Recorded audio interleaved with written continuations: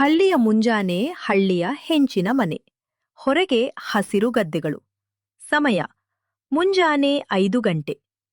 ಕಿಟಕಿಯ ಹಳೆಯ ಮರದ ಸಂದುಗಳಿಂದ ಸೂರ್ಯನ ಕಿರಣಗಳು ನೇರವಾಗಿ ಹಾಸಿಗೆಯ ಮೇಲೆ ಮಲಗಿರುವ ಚುಕ್ಕಿಯ ಕಣ್ಣುಗಳ ಮೇಲೆ ಬೀಳುತ್ತವೆ.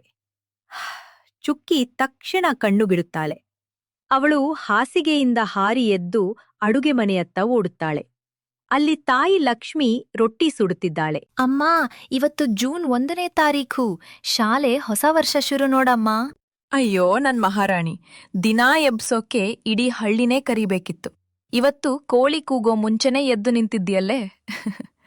ಆ ಶಾಲೆಯ ಮೇಲಿರೋ ಪ್ರೀತಿ ಈ ಒಲೆಯ ಮೇಲೆಲೂ ಇದ್ರೆ ಸಾಕು. ಅಮ್ಮ, ಈ ವರ್ಷ ನಾನು ಬರೀ ಕ್ಲಾಸಿಗೆ ಅಷ್ಟೇ ಅಲ್ಲ, ಇಡೀ ಶಾಲೆಗೆ ಫಸ್ಟ್ ಬರ್ಬೇಕು ಅಂತ ತಾತನ್ ಹತ್ರ ಹರಕೆ ಹೊತ್ತಿದ್ದೀನಿ ಗೊತ್ತಾ? ನಿನ್ನ ಕನಸು ದೊಡ್ಡದಿದೆ ಕಣಮ್ಮ. ಆದ್ರೆ ಆ ಕನಸಿಗೆ ತಕ್ಕಂತೆ ನಡ್ಕೊಳ್ಳೋದು ಮುಖ್ಯ. ಮೊದ್ಲು ಹೋಗಿ ಮುಖ ತೊಳ್ದ್ಕೊಂಡ್ ಬಾ, ಹೊಸ ಬಟ್ಟೆ ಇಟ್ಟಿದ್ದೀನಿ. ತುಕ್ಕು ಹಿಡಿದ ಕನ್ನಡಿಯ ಮುಂದೆ ಚುಕ್ಕಿ ಹೊಸ ನೀಲಿ ಬಣ್ಣದ ಯೂನಿಫಾರ್ಮ್ ಧರಿಸಿ ನಿಂತಿದ್ದಾಳೆ. ತಂದೆ ರಮೇಶ್ ತಲೆಗೆ ಟವಲ್ ಸುತ್ತಿದ್ದ ಹಾಗೆ ಕೋಣೆಯೊಳಗೆ ಬಂದು ಮಗಳನ್ನು ನೋಡಿ ಹೆಮ್ಮೆಯಿಂದ ಕಣ್ಣೀರು ಹಾಕುತ್ತಾರೆ. ಅಮ್ಮ, ಅಪ್ಪ, ಇಲ್ಲಿ ಬನ್ನಿ ಯಾರಾದ್ರೂ, ನೋಡಿ ನಾನ್ ಹೇಗ್ ಕಾಣ್ತಿದ್ದೀನಿ. ನನ್ನ ಮಗಳು ಕಲೆಕ್ಟರ್ ತರ ಕಾಣ್ತಿದ್ದಾಳೆ ಕಣ್ಲೆ. ಈ ನಿನ್ನ ಯೂನಿಫಾರ್ಮ್ ತರೋಕೆ ನಿನ್ನಪ್ಪ ಪಟ್ಟ ಕಷ್ಟ. ಇವತ್ತು ನಿನ್ನ ಮುಖದ ನಗು ನೋಡಿ ಮಾಯ ಆಗ್ಬಿಡ್ತು. ಅಪ್ಪ, ನೀನ್ ನನ್ಗೋಸ್ಕರ ಇಷ್ಟೊಂದು ಕಷ್ಟಪಡ್ತೀಯ ಅಲ್ವಾ? ನಾನ್ ದೊಡ್ಡ ಆಫೀಸರ್ ಆಗಿ ನಮ್ಮಿಡೀ ಹಳ್ಳಿನೇ ಬದ್ಲಾಯಿಸ್ತೀನಿ, ನೋಡ್ತಾ ಇರು. ಹಳ್ಳಿ ಬದಲಾಯಿಸೋದು ಆಮೇಲೆ ಇರ್ಲಿ ತಾಯಿ. ಮೊದಲು ನಿನ್ನ ತಮ್ಮನನ್ನ ಎಬ್ಬಿಸು. ಅವನು ಶಾಲೆಯ ಹೆಸರೆತ್ತಿದ್ರೇನೆ ಜ್ವರ ತರಿಸ್ಕೊತಾನೆ. ಬ್ಯಾಗ್ ಅಪ್ಕೊಂಡು ಅಳುತ್ತಾ ಕುಳಿತಿದ್ದಾನೆ. ಚುಕ್ಕಿ ಅವನ ಹತ್ತಿರ ಬಂದು ಮಂಡಿಯೂರಿ ಕುಳಿತುಕೊಳ್ತಾಳೆ. ಏನೋ ಚಿಂಟು ಸಾಹೇಬ್ರೆ, ಇವತ್ತೇ ಶಾಲೆಯ ಮೊದಲ ದಿನ ನೀವೇನೋ ಯುದ್ಧಕ್ಕೆ ಹೊರಟ ಹಾಗೆ ಮುಖ ಮಾಡಿದ್ದೀರಾ? ಅಕ್ಕ, ನನಗ ಆ ದೊಡ್ಡ ಶಾಲೆ ಬೇಡ. ಅಲ್ಲಿ ದೊಡ್ಡ ದೊಡ್ಡ ಅಣ್ಣಂದಿರು ಇರ್ತಾರೆ. ನನ್ನನ್ನು ಯಾರೂ ಆಟಕ್ಕೆ ಸೇರಿಸಿಕೊಳ್ಳಲ್ಲ. ನನಗೆ ಹೊಸ ಫ್ರೆಂಡ್ ಸಿಗದಿದ್ರೆ. ಯಾರೋ ಹೇಳಿದ್ರು ನಿನ್ಗ್ ಹಾಗೆ. ನೀನ್ ಎಷ್ಟು ಮುದ್ದಾಗಿದ್ಯಾ ಗೊತ್ತಾ? ನೀನ್ ಕ್ಲಾಸಿಗ್ ಹೋದ ತಕ್ಷಣ ಎಲ್ರೂ ನಿನ್ ಹತ್ರ ಬಂದು ಚಿಂಟು ಫ್ರೆಂಡ್ ಆಗು ಅಂತ ಮುಗಿದ್ ಬೀಳ್ತಾರೆ.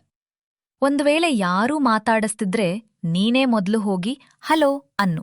ಆಮೇಲ್ ನೋಡು ಮ್ಯಾಜಿಕ್. ನಿಜವಾಗ್ಲೂನಾ ಅಕ್ಕ? ನೀನ್ ಸುಳ್ಳು ಹೇಳ್ತಿಲ್ಲ ತಾನೆ? ಹಾಗಾದ್ರೆ ನಾನ್ ಬರ್ತೀನಿ. ಸೈಕಲ್ ನಿಲ್ಲಿಸ್ತಾರೆ. ಚುಕ್ಕಿ ಮತ್ತು ಚಿಂಟು ಇಳಿಯುತ್ತಾರೆ. ಅಷ್ಟ್ರಲ್ಲೇ ಹಿಂಬದಿಯಿಂದ ಮೀನಾ ಓಡುತ್ತಾ ಬಂದು ಚುಕ್ಕಿಯನ್ನ ಅಪ್ಪಿಕೊಳ್ಳುತ್ತಾರೆ.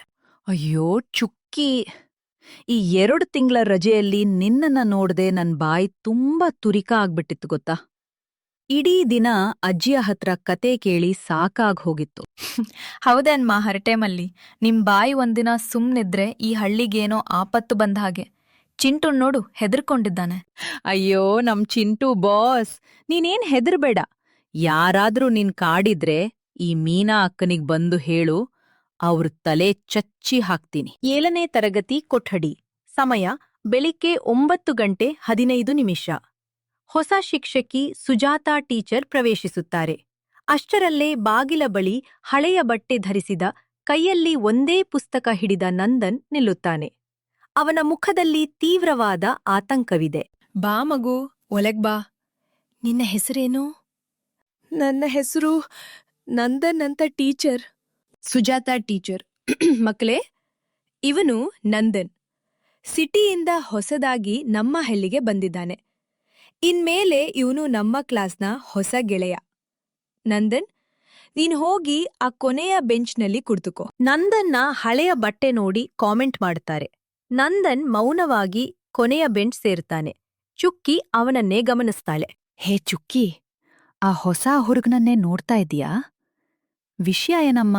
ಹಾಗೇನಿಲ್ಲ ಮೀನಾ, ಆ ಹುಡುಗನ ಮುಖ ನೋಡು, ಎಷ್ಟು ಬೇಜಾರಾಗಿದ್ದಾನೆ. ಅವನು ತುಂಬಾ ಒಬ್ಬಂಟಿ ಅನಿಸ್ತಿದೆ. ಮಧ್ಯಾಹ್ನ ಲಂಚ್ ಬ್ರೇಕಲ್ಲಿ ಅವನ ಹತ್ರ ನಾವೇ ಹೋಗೋಣ. ಎಲ್ಲರೂ ಹೊರಗೋಡ್ತಾರೆ. ಆದ್ರೆ ನಂದನ್ ಮಾತ್ರ ಊಟ ಇಲ್ದೆ ಒಬ್ಬನೇ ಕುಳಿತಿದ್ದಾನೆ. ಚುಕ್ಕಿ ಮತ್ತು ಮೀನಾ ತಮ್ಮ ಲಂಚ್ ಬಾಕ್ಸ್ ಹಿಡಿದು ಅವನ ಬಳಿ ಬರುತ್ತಾರೆ. ಹೇ ನಂದನ್, ನಾನ ಚುಕ್ಕಿ, ಇದು ಮೀನಾ. ನಾವಿಬ್ರೂ ನಿನ್ನ ಬೆಂಚ್ ಮೇಲೆ ಕೂತು ಊಟ ಮಾಡ್ಬೋದಾ? ಹೌದು, ಕೂತ್ಕೊಳ್ಳಿ. ಆದ್ರೆ ನನ್ನ ಹತ್ರ ಊಟ ಇಲ್ಲ. ಅದಕ್ಕೇನಂತೆ ನಂದನ್, ನಮ್ಮಮ್ಮ ಇವತ್ತು ಬಿಸಿ ಬಿಸಿ ವಾಂಗಿಬಾತ್ ಮಾಡಿದ್ದಾರೆ. ತಗೋ, ನೀನೇ ಮೊದ್ಲು ತಿನ್ನು. ನಂದನ್, ನೀನ್ ಸಿಟಿಯಿಂದ ಇಲ್ಲಿಗ್ ಯಾಕ್ ಬಂದೆ? ನಿಮ್ ಮನೆಯಲ್ಲಿ ಯಾರ್ಯಾರಿದ್ದಾರೆ? ನಮ್ಮಪ್ಪನ್ಗೆ ಸಿಟಿಯಲ್ಲಿ ಸಾಲ ಜಾಸ್ತಿ ಆಗಿತ್ತು ಚುಕ್ಕಿ. ಕೆಲವರು ಕೆಟ್ಟ ಮನುಷ್ಯರು ನಮ್ಮನ್ನ ಹುಡುಕಿಕೊಂಡು ಬರ್ತಿದ್ರು.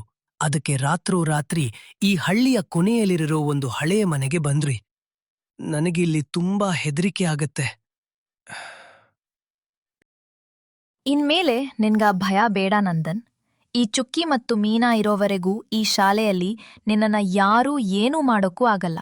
ನಾವು ಇನ್ಮೇಲೆ ಬೆಸ್ಟ್ ಫ್ರೆಂಡ್ಸ್. ಮಧ್ಯಾಹ್ನ 2:30 ಸುಜಾತಾ ಟೀಚರ್ ಬೋರ್ಡ್ ಮೇಲೆ ಅಂತಾಕ್ಷರಿ ಆಟದಂತೆ ಕನ್ನಡ ಪದಗಳ ಆಟ ಆಡಿಸುತ್ತಿದ್ದಾರೆ. ಕನಸು ಪದದ ಕೊನೆಯ ಅಕ್ಷರ ಸು ಇಂದ ಚುಕ್ಕಿ ಸೂರ್ಯ ಎಂದು ಉತ್ತರಿಸಿದ್ದಾಳೆ. ಈಗ ಯ ಅಕ್ಷರದ ಸರದಿ ಬಂದಾಗ ನಂದನ್ ಎದ್ದು ನಿಲ್ಲುತ್ತಾನೆ. ನಂದನ್, ನೀನು ಪ್ರಯತ್ನ ಪಡ್ತೀಯ ಮಗು? ಯಾ ಇಂದ ಒಂದು ಪದ ಮತ್ತು ಸಾಲು ಹೇರ್ಬೇಕು. ಟೀಚರ್, ಯಾತನೆ, ಮನಸ್ಸಿನ ಒಳಗಿರೋ ನೋವನ್ನ ಯಾರಿಗೂ ಹೇಳಿಕೊಳ್ಳಲಾಗದೆ ಅನುಭವಿಸೋ ಆ ಕಷ್ಟನೇ ಯಾತನೆ ಟೀಚರ್. ಆದ್ರೆ ಆ ಯಾತನೆಗೆ ಒಬ್ಬ ಒಳ್ಳೆ ಗೆಳೆಯ ಸಿಕ್ಕ್ರೆ ಅದು ಕರಗಿ ಹೋಗತ್ತೆ. ಸುಜಾತಾ ಟೀಚರ್ ಮತ್ತು ಇಡೀ ಕ್ಲಾಸ್ ಜೋರಾಗಿ ಚಪ್ಪಾಳೆ ತಟ್ಟುತ್ತಾರೆ. ಕೊನೆಯ ಗಂಟೆ ಬಾರಿಸುತ್ತದೆ. ಎಲ್ಲ ಮಕ್ಕಳು ಹೊರಗೆ ಓಡುತ್ತಾರೆ. ಚುಕ್ಕಿ ಮತ್ತು ಮೀನಾ ನಂದನ್ನನ್ನು ಹುಡುಕುತ್ತಿದ್ದಾರೆ. ಅಷ್ಟರಲ್ಲೇ ಚಿಂಟು ಓಡಿ ಬರುತ್ತಾನೆ. ಮೀನಾ, ನಂದನ್ ಎಲ್ ಹೋದ? ಬೈ ಹೇಳೋಣ ಅಂತ ನೋಡಿದೆ, ಎಲ್ಲೂ ಕಾಣಿಸುತ್ತಿಲ್ಲ. ಅಕ್ಕ, ನಾನ್ ನೋಡ್ದೆ, ನಂದನಣ್ಣ ಗೇಟಿಂದ ಹೊರಗ್ ಹೋಗ್ಲಿಲ್ಲ. ಎಲ್ರೂ ಈ ಕಡೆ ಬರ್ತಿದ್ರೆ ಅವನು ಮಾತ್ರ ಶಾಲೆಯ ಹಿಂಭಾಗದ ಆ ಹಳೇ ಕಾಡಿನ ಕಡೆಗೆ ಬೊಬ್ನೇ ಓಡಿ ಹೋಗ್ತಾ ಇದ್ದ. ಅವನ ಮುಖ ತುಂಬಾ ಹೆದರಿದ ಹಾಗಿತ್ತು. ಕಾಡಿನ ಕಡೆಯಾ? ಅಲ್ಲಿಗ್ಯಾಕ್ ಹೋದ ಅವನು? ಮೀನಾ, ಬಾ ಹೋಗಿ ನೋಡೋಣ. ಅಯ್ಯೋ ಚುಕ್ಕಿ, ಬೇಡ ಕಣೆ. ಆ ಕಾಡ್ನಲ್ಲಿ ದೆವ್ವ ಇದೆ ಅಂತಾರೆ. ಸಾಯಂಕಾಲ ಆಗ್ತಾ ಬಂದಿದೆ. ಮನೆಗ್ ಹೋಗೋಣ ಬಾ. ಸೂರ್ಯ ಮುಳುಗುತ್ತಿದ್ದಾನೆ. ಕಾಡಿನ ಒಳಗೆ ಕತ್ತಲೆ ಆವರಿಸಿದೆ. ಒಣಗಿದ ಎಲೆಗಳ ಮೇಲೆ ನಡೆಯುವಾಗ ಕರಕರ ಶಬ್ದವಾಗುತ್ತಿದೆ. ಚುಕ್ಕಿ ಮತ್ತು ಮೀನಾ ಒಳಗೆ ನಡೆಯುತ್ತಿದ್ದಾರೆ. ಅಷ್ಟರಲ್ಲೇ ನೆಲದ ಮೇಲೆ ನಂದನ್ನ ಹರಿದ ಪುಸ್ತಕ ಮತ್ತು ಪೆನ್ನು ಬಿದ್ದಿರುವುದನ್ನು ಚುಕ್ಕಿ ನೋಡ್ತಾಳೆ. ಪುಸ್ತಕದ ಪುಟಗಳ ಮೇಲೆ ರಕ್ತದ ಸಣ್ಣ ಕಲೆಗಳಿವೆ. ಮೀನಾ, ಇದು ನಂದನ್ ಪುಸ್ತಕ. ನೋಡು, ಇಲ್ಲಿ ರಕ್ತ ಇದೆ. ನಂದನ್ಗೇನೋ ಆಪತ್ತು ಬಂದಿದೆ ಮೀನಾ. ಚುಕ್ಕಿ, ಅಲ್ಲೋಡು, ಯಾರೋ ಇದ್ದಾರೆ. ದಟ್ಟವಾದ ಪೊದೆಗಳ ನಡುವೆ ಒಬ್ಬ ಎತ್ತರದ ಕಪ್ಪನೆಯ ಮುಖವಾಡ ಧರಿಸಿದ ಮನುಷ್ಯನ ನೆರಳು ನಿಂತಿದೆ. ಅವನ ಕೈಯಲ್ಲಿ ಹಳೆಯ ಇನಾಯತಿ ಕತ್ತಿ ಹೊಳೆಯುತ್ತಿದೆ.